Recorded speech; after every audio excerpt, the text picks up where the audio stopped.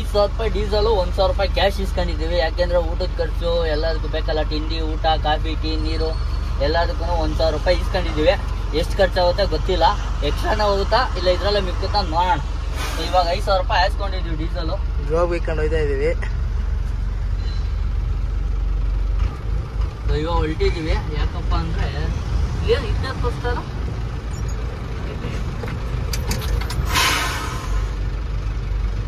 ಏನಾಯ್ತು ನಾವು ಏನು ತೋರಿಸ್ತಾನೆ ಇಲ್ಲ, ಸಿಂಬಲ್ ಗಿಂಬಲ್ ಏನೋ ತೋರಿಸ್ತಾ ಇಲ್ಲ. ಯಾಕೋ ಯಾವ್ದ್ರದ್ದು ಡೀಸೆಲ್ ತೋರಿಸ್ತಾ ಇಲ್ಲ. ಚೆಕ್ ಮಾಡ್ಸೋಣ ಬ್ಯಾಟ್ರಿ. ಅದು ಇದು ಎಲ್ಲ ಬಂದಿದೆ.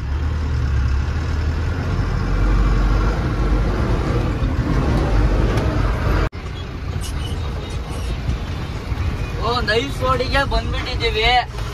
ಇಲ್ಲಿಂದ ನಮ್ ಕೆಲ್ಸ ಏನಪ್ಪ ಅಂದ್ರೆ ಇವಾಗ ನಾಯಂಡಹಳ್ಳಿ BS ಕಾಲೇಜು ಕಡೆಗೆ ಹೋಗಂಗಿಲ್ಲ, ಸೀದಾ ನಾವು ತುಮಕೂರಿಗೆ ಡೈರೆಕ್ಟ್ ತುಮಕೂರು ರೋಡಿಗೆ ಹೋಗ್ಬಿಡ್ತೀವಿ. ಯಾಕಪ್ಪ ಅಂದ್ರೆ ಮತ್ತೆ BS ಕಾಲೇಜ್ ಹೋಗಿ ಮನೆಗೆ ಹೋಗಿ ಬರೋಂಥ ಅವಶ್ಯಕತೆ ಏನಿಲ್ಲ. ನಾವು ಡೈರೆಕ್ಟ್ ಇವಾಗ ಬೆಳಗಾಂಗೆನೆ, ಎಲ್ಲೂ ನಿಲ್ಸಲ್ಲ. ನಾನ್ ಸ್ಟಾಪ್ ಬೆಳಗಾಂಗೆ ಹೋಗ್ಬೇಕು. ಹಾಗಾಗಿ ನಾವೇ BS ಕಾಲೇಜ್ ಹೋಗಲ್ಲ, ಸೀದಾ ತುಮಕೂರು ರೋಡ್ಗೆ ಹೋಗ್ತೀವಿ. ಬನ್ನಿ. ನಮ್ಮ ಮಾಗಡಿ ಮೇನ್ ರೋಡಿಗೆ ಬಂದ್ಬಿಟ್ಟಿದ್ದೀವಿ. ಯಾಕಪ್ಪ ಅಂದ್ರೆ ಊಟ ಮಾಡ್ಕೊಂಡು ಹೋಗೋಣ ಅಂತ ಹೇಳ್ಬಿಟ್ಟು ಅಲ್ಲೆಲ್ಲೂ ನಿಲ್ಲಿಸ್ಲಿಲ್ಲ ಊಟಕ್ಕೆ. ಸೊ ಡೀಸೆಲ್ ಹಾಕೊಂಡು ಸೀದಾ ನೈಸ್ ರೋಡಿಗೆ ಬಂದ್ಬಿಟ್ಟು ಅಲ್ಲಿಂದ ಬಂದ್ಬಿಟ್ವು ಇಲ್ಲಿಗೆ. ಇಲ್ಲಿಂದ ಹೋಗಿ ಊಟ ಮಾಡ್ಕೊಂಡು ಮತ್ತೆ ಬಂದು ಇಲ್ಲಿಂದ ತುಮಕೂರು ರೋಡ್ಗೆ ಹೋಗ್ಬೇಕು. ಟೋಲ್ ಅಂತ ಪಾಸ್ ಮಾಡಿಲ್ಲ, ಟೋಲ್ಗಿಂತ ಹಿಂದೆನೇ ನಿಲ್ಸಿದ್ದೀನಿ ಅಲ್ಲಿ. ಸೊ ಬಂದಾದ್ಮೇಲೆ ಮತ್ತೆ ಯೂ ಟರ್ನ್ ಮಾಡ್ಕೊಂಡು ಹಂಗೆ ಹೋಗ್ಬೋದು. ಟೋಲ್ ಏನು ದಾಟೋ ಅವಶ್ಯಕತೆ ಇಲ್ಲ. ಇವಾಗ ನಾವು ಗಾಡಿ ನಿಲ್ಸಿರೋ ಜಾಗದಿಂದ ಇಲ್ಲಿವರೆಗೂ ಜಸ್ಟ್ ವಾಕೇಬಲ್ ಡಿಸ್ಟೆನ್ಸು. ಬಂದು ಊಟ ಮಾಡಿದ್ದಾಯ್ತು. ಲೋಡಿಂಗ್ ಪಾಯಿಂಟಲ್ಲಿ ಹೇಳಿದೆ ಮೇಲ್ಗಡೆ ಹೋಗಿ ಹಗ್ಗ ಕಟ್ಟಪ್ಪ ಮೇಲೆ ಅಂತ ಹೇಳ್ಬಿಟ್ಟು, ಅಣ್ಣ ಹೋಗಿ ಬರೀ ತುದಿ ಮಾತ್ರ ಕಟ್ಟಿದ ಅನ್ಸುತ್ತೆ. ಸೊ ಎಲ್ಲ ನೋಡಿ ಹಗ್ಗ ರೋಡಿಗೆ ಬಂದ್ಬಿಟ್ಟೈತೆ. ಪಾಪ ಗಾಡೀಲಿ ರೋಡಲ್ಲಿ ಹೋಗೋರೆಲ್ಲ ಹೇಳ್ತವ್ರಿಗೆ ರಸ್ಸಿ ಬಿದ್ದೈತೆ ಕೆಳಗಡೆ ಎತ್ಕೋ ಅಂತ. ಸೊ ಬಂದು ಇಲ್ಲಿ ಮುಂದೆ ಸೈಡ್ ಹಾಕಿ ಇವಾಗ ಅಣ್ಣನ ಮೇಲೆ ಹತ್ಸಿದ್ದೀನಿ. ಹೋಗಿ ಕ್ಲೀನಾಗಿ ಕಟ್ಟಬೇಕು. ಹತ್ರ ಬಂದು ನಿಲ್ಸಿದೀವಿ. ಯಾಕಪ್ಪ ಅಂದ್ರೆ ವಾಟರ್ ಬಾಟ್ಲು ತೊಗೊಬೇಕು ಅಂತ ಹೇಳಿದ್ನಲ್ಲ, ತಗೊಳ್ಳೋಣ ಅಂತೇಳಿ ಬಂದು ಸೈಡ್ಗೆ ಹಾಕಿದ್ದೀವಿ. ಸೊ ವಾಟರ್ ಬಾಟ್ಲು ತಗೊಳ್ಳೋಣ ಬನ್ನಿ. ಈ ಥರದ್ದು ಒಂದು ಬ್ಲೂ ಕಲರ್ ಕ್ಯಾನು ನೋಡಿ, ಅಲ್ಲಿ ಹೋಲ್ ಮಾತ್ರ ಇದಾರಲ್ಲ ಅದೊಂದು. ಇದೊಂದು ಹುಕ್ಕು, ಟೈರ್ ಕಲ್ ತೆಗಿಯೋಕ್ಕೂ ಸ್ವಲ್ಪ ಬಗಡ ತೆಗಿಯೋಕ್ಕೂ ಚೆನ್ನಾಗೈತೆ. ಆಮೇಲೆ 3 ಬ್ರಷ್ ತಗೊಂಡಿದ್ದೀವಿ ನಾವು 3 ಗಡಿಗೂ. ಸೊ ಕಂಟೈನರ್ಗೆ ಐತೆ ಆಲ್ರೆಡಿ ನೋಡಿ. ಇದನ್ನು ಕ್ಯಾನು ಹೋಲ್ ಇರಲಿಲ್ಲ, ಇವಾಗ ನಲ್ಲಿ ಹಾಕ್ಕೊಡ್ತಾರಂತ ಇದಕ್ಕೇನೆ ಈ ಥರ ಹೋಲ್ ಮಾಡ್ತಾ ಇದ್ದಾರೆ.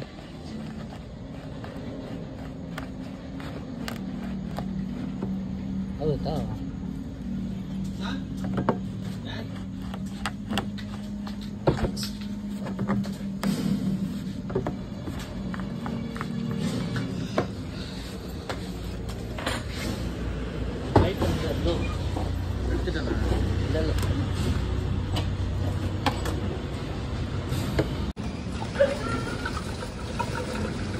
ಕ್ಯಾನ್ ತಗೊಂಡ್ರೆ ವಾಟರ್ ಫ್ರೀನಾ?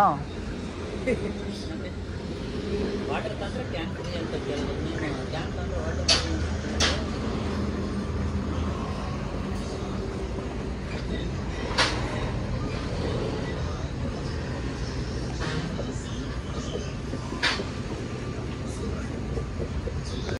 ಸುಮಾರು ತಗೊಂಡಿದ್ವು, ಹುಕ್ಕು, ಸೋಪು, ಆಮೇಲೆ ಅದೇನೋ ಬಟ್ಲು ಎಲ್ಲ ತಗೊಂಡಿದ್ವು. ಬಟ್ ಅದಕ್ಕೆಲ್ಲ ಹೆಂಗೆ ರೇಟ್ ಹಾಕ್ತಾರೆ ಅಂದರೆ ಫಿಕ್ಸ್ಡ್ ರೇಟು, ಅವ್ರು ಹೇಳಿದ್ದ ರೇಟು ಆ ಥರ ಆಗೋಯ್ತು. ಅದಕ್ಕೆ ನಾವು ನಮ್ಗೆ ಆ ಥರ ಎಲ್ಲ. ಆಮೇಲೆ ವ್ಯಾಪಾರ ಮಾಡ್ಬೇಕಾದ್ರೆ ಮುಖಗಳು ಹೆಂಗಿರ್ಬೇಕು, ನಗು ಮುಖ ಇರಬೇಕು. ಅವನು ಬೇಕಾದ್ರೆ ತಗೊಳ್ಳಿ, ಬೇಡ ಅಂದ್ರೆ ಬಿಟ್ಟಾಗಿ ಅಂತ ಒಂದೇ ಮಾತು ಹೇಳ್ಬಿಟ್ಟ. ಹಿಂಗೆಲ್ಲ ಮಾತಾಡ್ಸ್ಕೊಂಡು ತಗೊಂಡ್ರೆ ನಮಗೆ ಮರ್ಯಾದೆ ಇರಲ್ಲ. ಸೊ ಹಾಗಾಗಿ ಅವನ್ನೆಲ್ಲ ಬಿಟ್ಬಿಟ್ಟು ವಾಟರ್ ಕ್ಯಾನ್ದು ಅವ್ನು ಡೈರೆಕ್ಟಾಗಿ ಹೇಳ್ದ, ನಲ್ಲಿ ಹಾಕ್ಸಿದ್ದು ನಾವೇ ಹಾಕಕ್ಕೆ ಕೇಳೋದು. ಹಾಕಾದ್ಮೇಲೆ ವಾಪಸ್ ತೊಗೊಳ್ಳೋಣ ಅಂತ ಹೇಳಿದ. ನಲ್ಲಿ ಹಾಕ್ಸಿದ್ಕೆ ಹೋಗ್ಲಿ ಅಂತ ಹೇಳ್ಬಿಟ್ಟು ನಲ್ಲಿನೂ ಮತ್ತೆ ವಾಟ್ರು ಮತ್ತೆ ಇದೊಂದು ಜಗ್ಗು, ಇಲ್ಲೊಂದು ಜಗ್ಗಿದೆ ನೋಡಿ, ಈ ಜಗ್ಗು, ಈ 3 ತಗೊಂಡು. ಸೊ ಈ ಟೋಟಲು ಇದು 220 ಪ್ಲಸ್ 30, 250 ಪ್ಲಸ್ 20 ಜಗ್ಗು, 270 ರೂಪಾಯಿ ಆಯಿತು. ಸೊ ತಗೊಂಡು ಬಂದು ಸಾಕು. ಇವಾಗ ಏನು ಒಂದು ಜೀವನ ಮಾಡೋಕ್ಕೆ ನಾಳೆಗೆ ಸಾಕು. ಆಮೇಲೆ ಬೇಕಾದಾಗ ಒಂದೊಂದೇ ತಗೊಳ್ಳೋಣ. ಬಟ್ ಆದ್ರೂ ನಮ್ಗೆ ವ್ಯವಹಾರ ಮಾಡ್ಬೇಕಾರೆ ನಗು ಮುಖ ಇರಬೇಕು. ಆ ಥರ ಒಂದೇ ಸತಿ ಕಡ್ಡಿ ಮುರ್ದಂಗೆ ಹೇಳ್ಬಿಟ್ರೆ ಅದು ಮನ್ಸಿಗೆ ತಗೊಳಕ್ ತಾಟೇ ಬರಲ್ಲ ನಮಗೆ. ಯಾಕಂದ್ರೆ ಹಣ ಆಯ್ತು 5 ರೂಪಾಯಿ 10 ರೂಪಾಯಿ ಕಮ್ಮಿ ಕೊಡೋಣ ಅಂತೇಳಿ ಮಾತಾಡ್ರೆ ಅದೊಂಥರ. ಅದು ಬಿಟ್ಬಿಟ್ಟು ಬೇಕಾದಾಗ ಬೇಡ ಬಿಟ್ಟು ಹೋಗಂದ್ರೆ ಅವ್ನಿಗೆ ಏನು ದೌಲತ್ ಇರಬೇಕು. ಅವನು ಅದಕ್ಕೆ ಬಾಡಿಗೆ 80,000 ರೂಪಾಯಿ ಕಟ್ತಾ ಇದ್ದಾನೆ ಅಂದ್ರೆ ಅದು ಅವನೇನೆ ಬರೋ ಲಾಭ ಇಲ್ದಂಗೆ ಯಾರು ಏನು ಮಾಡೋಕ್ಕಾಗಲ್ಲ. ನಾನು ಇವಾಗ ಈ ಗಾಡಿಗೆ EMI ಕಟ್ತಾ ಇದ್ದೀನಪ್ಪ, 48,000 EMI ಬರ್ತದೆ. ಹಂಗಂತ ಹೇಳ್ಬಿಟ್ಟು 20,000 ಬಾಡಿಗೆ ಜಾಗದಲ್ಲಿ ನಾನು EMI ಕಟ್ತಿದ್ದೀನಿ 48 ರೂಪಾಯಿ 48,000 ರೂಪಾಯಿ 48,000 ಕೊಡಿ ಅಂತ ಕೇಳಕ್ಕಾಗುತ್ತಾ? ಹಂಗಿರುತ್ತೆ. ಲಾಸ್ ಆಗಿದೆ ಅವನಿಗೆ ಏನ್ ಮಾಡಕ್ಕಾಯ್ತದೆ. ಬರೀ 50 ರೂಪಾಯಿ ಬಿಡಾಕ್ ಕೇಳಿದ್ರು. ಎಷ್ಟು ಒಂದು 830 ರೂಪಾಯಿ ನಾವು ವ್ಯಾಪಾರ ಮಾಡಿದ್ವು. ಸೊ ಬರೀ 50 ರೂಪಾಯಿ ಬಿಡಾಕ್ ಕೇಳಿದ್ರು ಅಷ್ಟೇ ಎಲ್ಲ ಟೋಟಲ್ ಸೇರಿ 50 ರೂಪಾಯಿ ಬಿಡ್ಲಿಲ್ಲ ಅಂದ್ರೆ ಅವ್ನು ಮಾತಾಡಿದ ಮಾತುಗಳು ಒಂಥರ ಹಾರ್ಶ್ ಆಗಿತ್ತು. ಅದಕ್ಕೋಸ್ಕರ ನಾವು ಅವನ್ನೇ ಮೆಟೀರಿಯಲ್ ಎಲ್ಲ ಅಲ್ಲೇ ಬಿಟ್ಬಿಟ್ಟು ಬರೀ ಕ್ಯಾನು ವಾಟ್ರು ಮತ್ತೆ ಒಂದು ಜಗ್ ಎತ್ಕೊಂಡು ಬಂದ್ವು. ನಮ್ಗೆ ಹೇಳ್ನಲ್ಲ ತೂಕ ಇರಬೇಕು ಮಾತಲ್ಲಿ.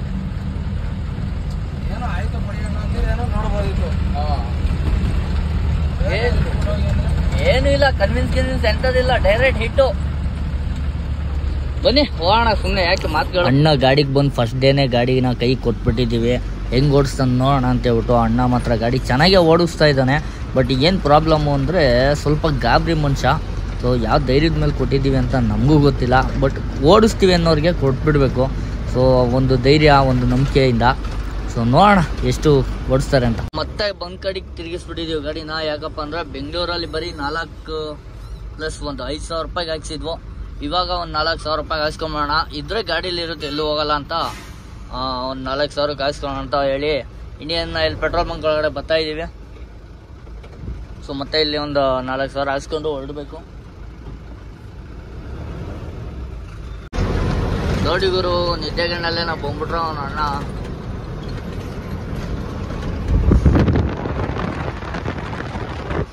ಅದು ತಮಿಳ್ನಾಡು ಗಾಡಿನೇ.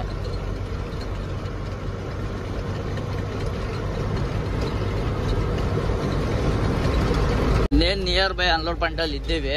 ಬಟ್ ಚಿಕ್ಕ ರೋಡ್ ಗುರು, ಇದೊಂದು ಹಿಂಸೆ. ಇಲ್ಲಿ ಎಷ್ಟು ಚಿಕ್ಕ ರೋಡ್ ಇದೆ ಅಂದ್ರೆ ಒಂದೊಂದು ಗಾಡಿ ಓಡಾಡ್ಬೋದು ಅಷ್ಟೇ. ಸೊ 2 ಗಾಡಿ ದೊಡ್ಡ ಗಾಡಿಗಳು ಓಡಾಡೋಕ್ಕಾಗಲ್ಲ.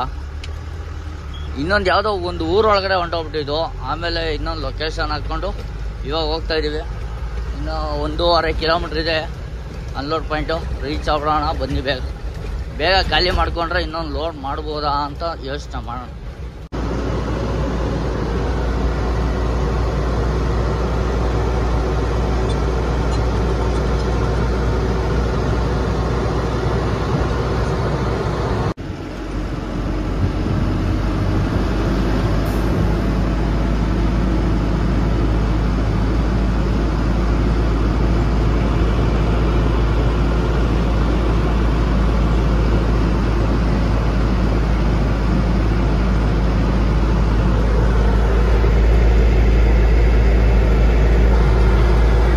ಅನ್ಲೋಡ್ ಪಾಯಿಂಟ್ಗೆ ರೀಚ್ ಆಗಿದ್ದೀವಿ. ಪ್ರತಿ ಎಂಟ್ರಿ ಮಾಡಿಸ್ಬರ್ತೀನಿ ಅಂತ ಹೋಗಿದ್ದಾನೆ.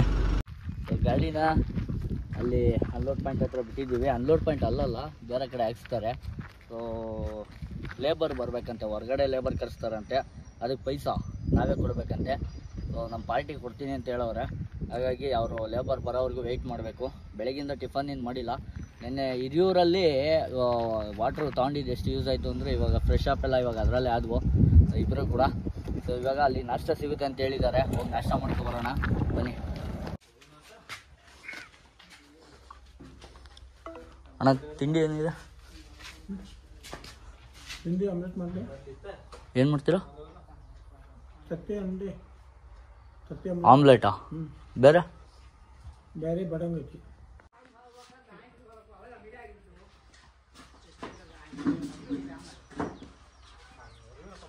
ಕ್ಯಾಮ್ರಾ ಕ್ವಾಲಿಟಿ ಹೊಂಟೋಗ್ಬಿಟ್ಟಿದ್ದು ಗುರು.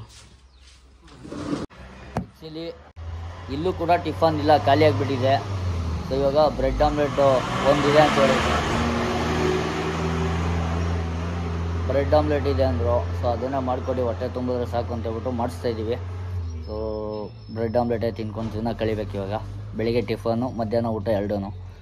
ಸೊ ನೋಡೋಣ, ಅನ್ಲೋಡ್ ಆದಮೇಲೆ ಏನಾರ ಹೊರಗಡೆ ಊಟ ಸಿಕ್ತು ಅಂದರೆ ಊಟ ಮಾಡೋಣ. ನಿಮ್ಮದೇ ಬಂತು ನೋಡಿ ಬ್ರೆಡ್ ಆಮ್ಲೆಟ್.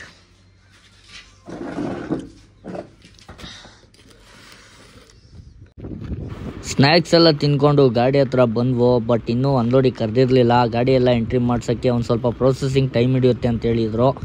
ಸೊ ಆಗಲಿ ಅಂತ ಹೇಳ್ಬಿಟ್ಟು ನಾವು ವೆಯ್ಟ್ ಮಾಡ್ತಾಯಿದ್ದೀವಿ, ನೋಡೋಣ ಯಾವಾಗ ಕರೀತಾರೆ ಅಂತ. ಗಾಡಿ ವೈಟ್ ಕಲರ್ ಇರೋದ್ರಿಂದ ಏನು ಸಖತ್ತಾಗಿ ಕಾಣಿಸುತ್ತೆ ಗೊತ್ತಾ ಗುರು. ಲಾಸ್ಟ್ ದೂರದಿಂದ ನೋಡಿಬಿಟ್ರೆ ಗಾಡಿ ಮಾತ್ರ ಸಖತ್ತಾಗಿ ಕಾಣಿಸುತ್ತೆ. ಬಟ್ ಇದಕ್ಕೆ ಆಲ್ಟ್ರೇಷನ್ ಬೇಕು. ಸೊ ಸ್ವಲ್ಪ ಎಕ್ಸ್ಟ್ರಾ ಆಲ್ಟ್ರೇಟ್ ಮಾಡಿಬಿಟ್ರೆ ಗಾಡಿ ಮಾತ್ರ ಮಸ್ತಾಗಿ ಕಾಣಿಸುತ್ತೆ. ಆಮೇಲೆ ನೋಡೋಣ, ನಾನು ಹೇಳಿದ್ದೀನಲ್ವ ಲಾಸ್ಟ್ ವಿಡಿಯೋದಲ್ಲಿ, ಈ ಗಾಡಿ ಫುಲ್ಲು ಕಂಪ್ಲೀಟ್ ನೋಡ್ಕೊಳ್ಳಿ. ಲಾಸ್ಟಲ್ಲಿ ನಾವೆಲ್ಲ ರೆಡಿ ಮಾಡಿಸಾದ್ಮೇಲೆ ಹೆಂಗಿರುತ್ತೆ ಅಂತ ಲಾಸ್ಟಲ್ಲಿ ಕಮೆಂಟ್ ಹೊಡೀರಿ, ಹೆಂಗಿತ್ತು ಹೆಂಗಾಗಿದೆ ಅಂತೇಳಿ ಫುಲ್ ಕಾಣಿಸುತ್ತೆ. ಅನ್ಲೋಡ್ ಪಾಯಿಂಟಿಗೆ ಬಿಡೋಕೆ ಕೇಳಿದ್ದಾರೆ, ಬಿಡ್ತಾ ಇದ್ದೀನಿ, ಬನ್ನಿ.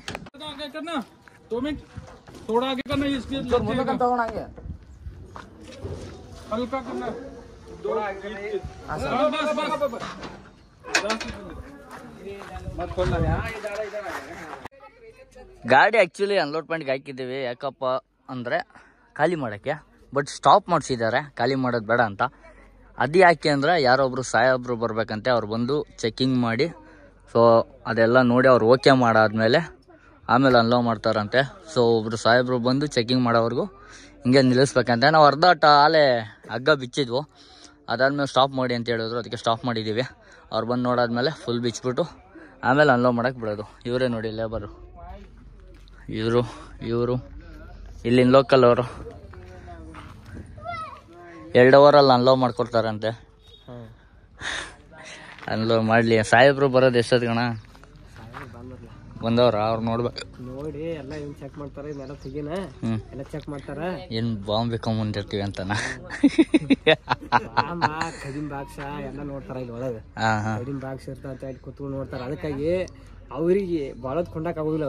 ಅವ್ರಿಗೆ ಜಲ್ದಿ ಇಳಿಸ್ರಿ ಅಂದ್ರೆ ಅವನ್ನೆಲ್ಲ ನೋಡಿ ಏನ್ ಹೊಡೆದು ಎಲ್ಲ ಇದ್ದು ಸೈಡ್ ಎಲ್ಲ ಕಚ್ಚಿ ಹಿಂಗೆಲ್ಲ ಮಾಡ್ಸಿ ಹೋಗ್ತಾರ. ಅದಕ್ಕಾಗಿ ಅವ್ರ ಸಾಹೇಬರಪ್ಪ ಎಷ್ಟು ಡೌಟ್ ನಿಲ್ಲಕ್ ಆಗೋದಿಲ್ಲ ಅವ್ರಿಗೆ. ಮಾಡಿ, ನಮಗೂ ಒಳ್ಳೇದು, ನಿಮ್ಗೂ ಒಳ್ಳೇದು. ಮಾಡಿ ಆರಾಮ. ಸೊ ಅಲ್ಲಿವರೆಗೂ ರೆಸ್ಟ್ ಮಾಡೋಣ ನಾವು. Rest time, go to bed. Actually time ಬಂದು 4 ಗಂಟೆ 12 ನಿಮಿಷ ಆಗಿದೆ. ಇಷ್ಟೊತ್ತು ಅದನ್ನು ಅವ್ರು ಯಾರು ಟೆಸ್ಟ್ ಮಾಡೋರು ಬಂದೇ ಇಲ್ವಂತೆ, ಟೆಸ್ಟ್ ಮಾಡಿಲ್ಲ, ಅದೇನು ಚೆಕ್ ಮಾಡಿಲ್ಲ. ಸೊ ಅದಕ್ಕೆ ಗಾಡಿನೂ ಖಾಲಿ ಆಗಿಲ್ಲ. ಇವಾಗೇನೋ ಬಂದವ್ರೆ, ಅದಕ್ಕೆ ನಮ್ಮ ಅಣ್ಣವರು ಅದೇ ಟ್ಯಾಪಲ್ಲಿ ಓಪನ್ ಮಾಡೋಕೆ ಹತ್ತವ್ರೆ, ಹರಸಾಹಸ ಪಡ್ತವ್ರೆ.